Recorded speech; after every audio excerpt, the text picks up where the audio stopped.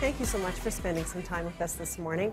I am so excited to have Teva Harrison with me this morning. She wrote this book.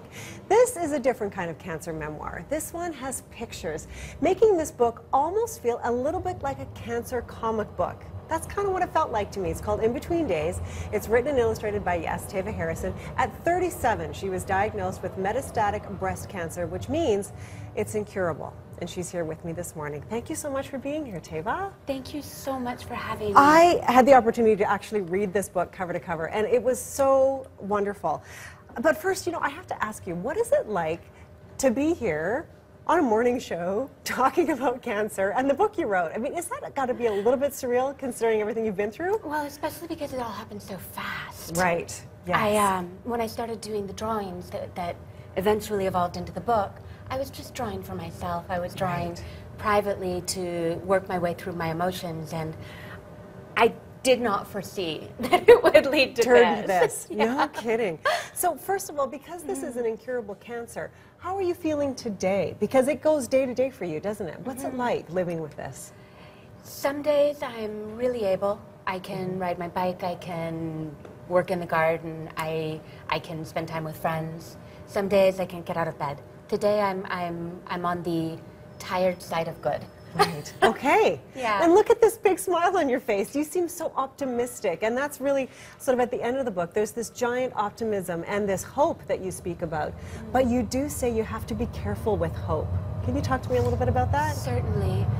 It's dangerous because if I hope too much, if I let myself get my hopes really inflated about the future, about the efficacy of a drug, about what might happen with science, I have too far to fall.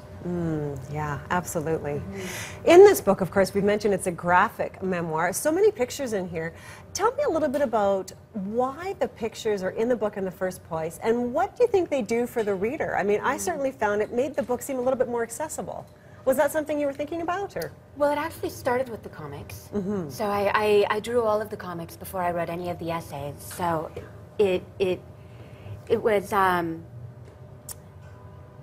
was a way of telling the stories in a way that felt true to me. Right. I agree, though. I think that with the drawings and the text, I think there are a lot of ways in for people. Yes, absolutely. I agree with you entirely.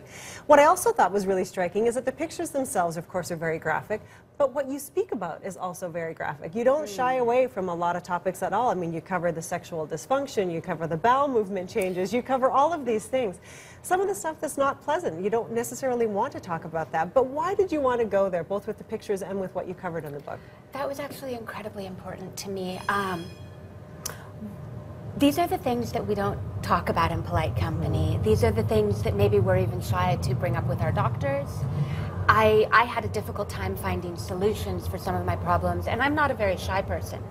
So I felt like it was really important to include them in the book, because that way, if the book reached somebody going through something similar, they might read it and say, I'm not a freak. This is normal. This happens. There are solutions. There are ways that I can have a better quality of life if I talk to my doctor about it. And I'm not the only one that's dealing with this, right? Exactly. Feeding that sense of community for these people. Amazing.